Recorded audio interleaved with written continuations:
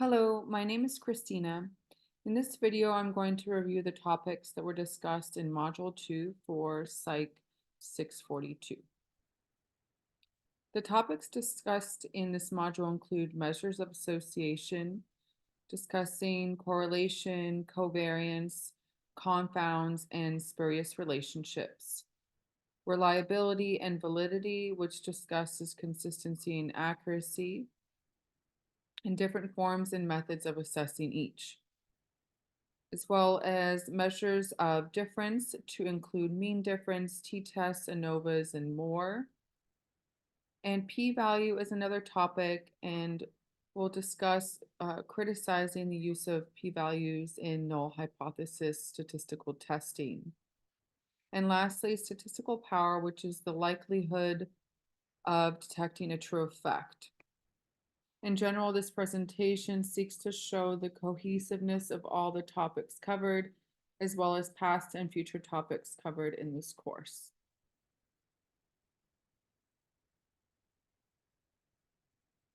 Starting with measures of association, in statistics, measures of association show the direction and strength of a relationship between variables. Measures of association are integral in identifying how changes in one variable are associated with changes in another variable. Beginning with correlations, correlations measure the strength and direction of a relationship between two continuous variables. As spoken about in the previous module, the scale of measurement is important to discern and understand in applying statistical methods.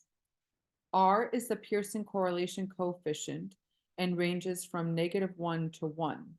The closer the value of R is to 1, positive or negative, the stronger the relationship. And negative correlations show that as one variable increases, the other variable decreases. And positive correlations show that as one variable increases, so does the other. The formula for R divides the covariance by the standard deviation of two variables.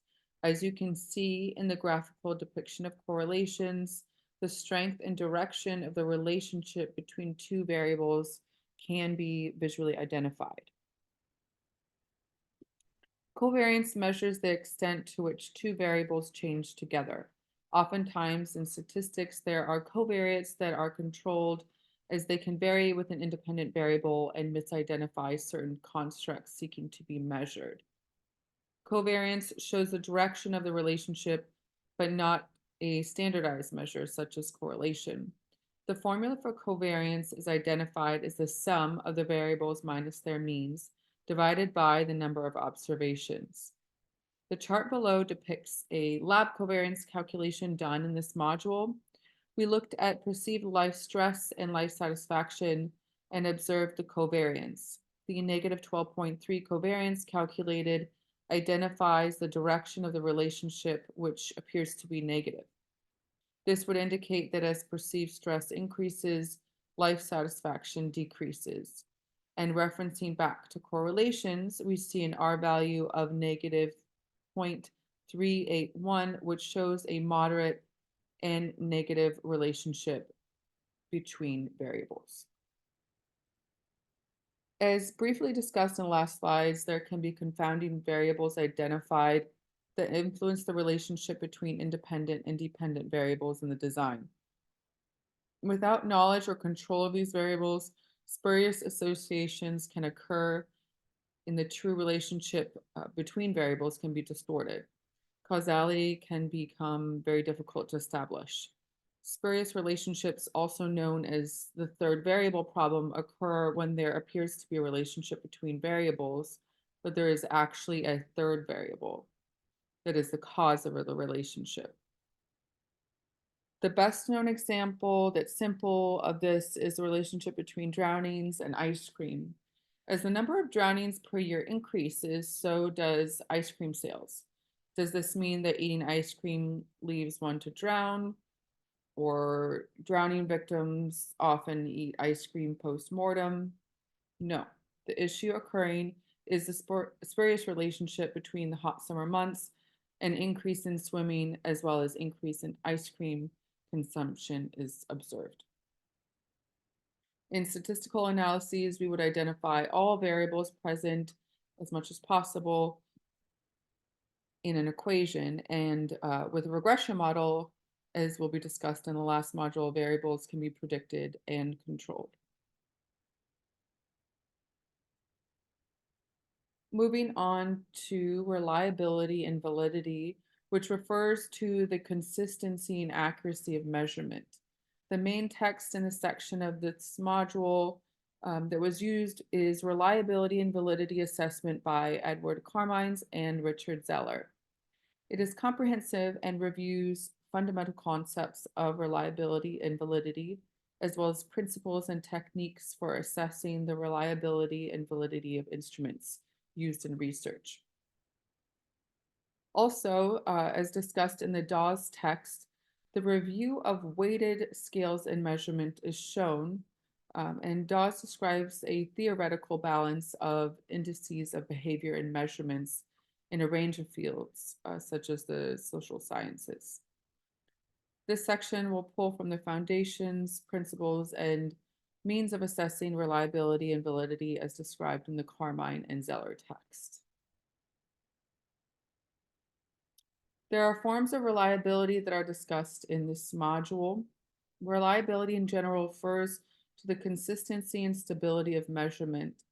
Test-retest reliability looks at the consistency among repeated measures of a certain test or instrument. Inter-rater reliability looks at the consistency among raters, such as when researchers are observing behavior. Internal consistency reliability looks at individual items in a measurement and whether or not they are consistent. Each test in its form of assessment provides a coefficient or descriptive statistic showing the form of reliability in question. Cronbach's alpha is widely used as a measure of internal consistency reliability.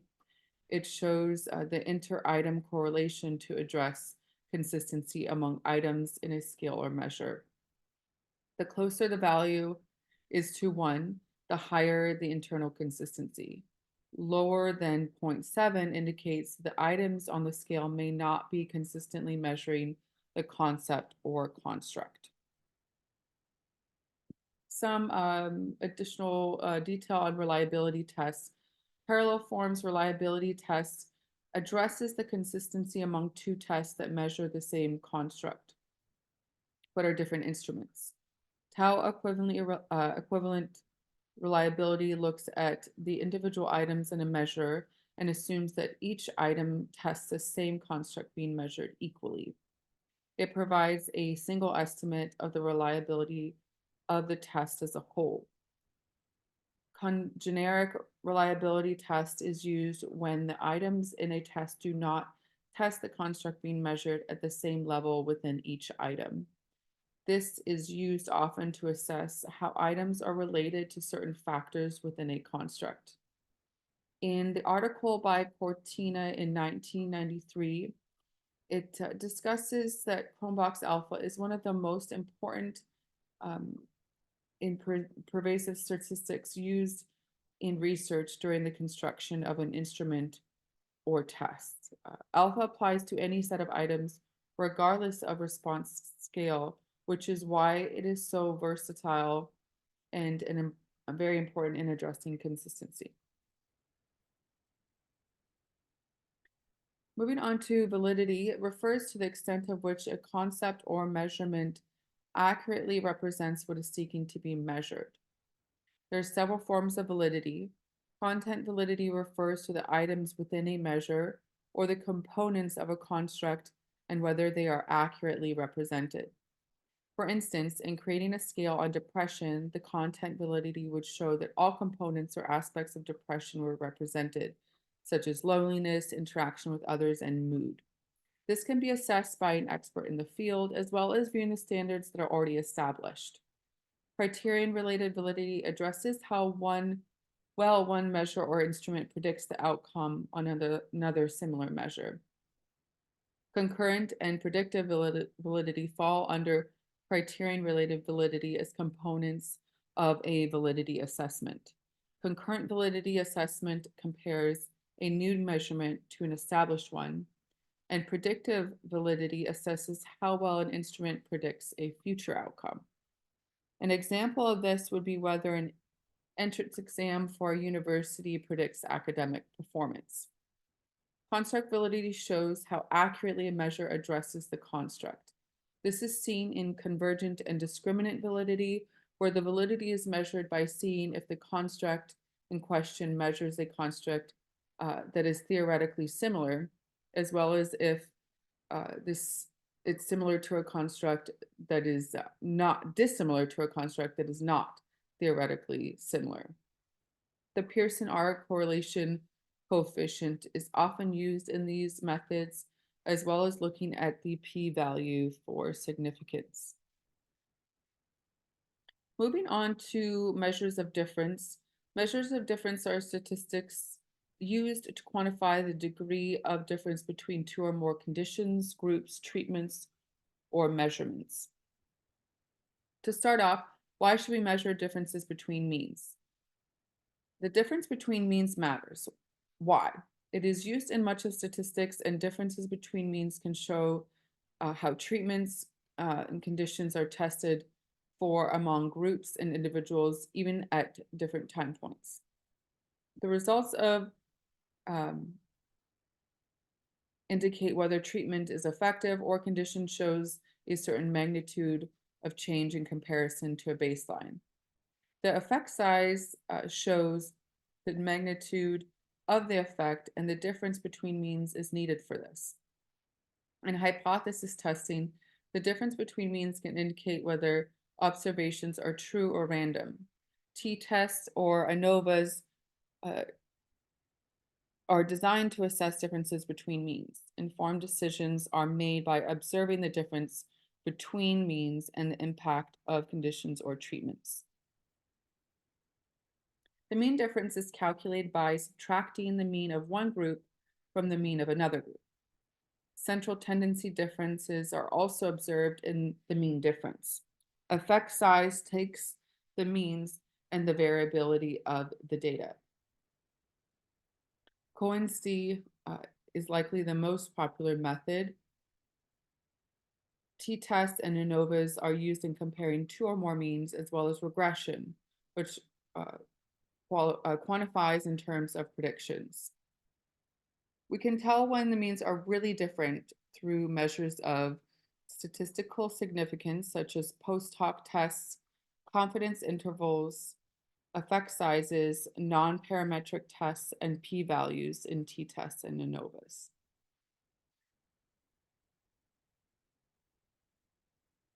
So what's in a p-value?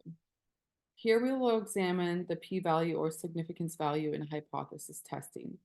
The p-value is used in hypothesis testing to determine the strength of evidence against the null hypothesis.